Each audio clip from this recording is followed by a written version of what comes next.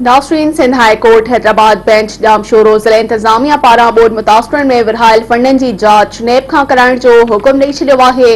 अदालत deputy commissioner Jamshoro खे 13 September ते रिकॉर्ड समेत पेश थियण जो बि हुकुम ॾिनो आहे। अदालत चयो आहे त केर बि आइन खां मथां हो नाहे। डिप्टी कमिश्नर छो पेश न थी रहियो आहे? डिप्टी कमिश्नर खे अदालत में पेश थी जवाब ॾियणो पवंदो।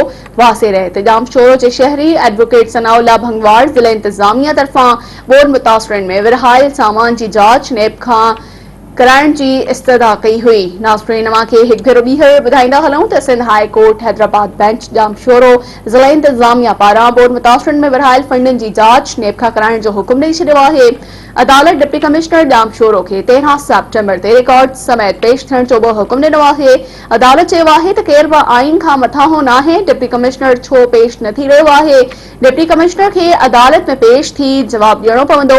वासे रहत जामशोरो जे शहरी एडवोकेट सनाउल्ला भंगवार ज़िला इंतजामिया तरफां बोर्ड मुतासिरन में विरहायल सामान की जांच नेब खां कराइण की इस्तदा कई हुई।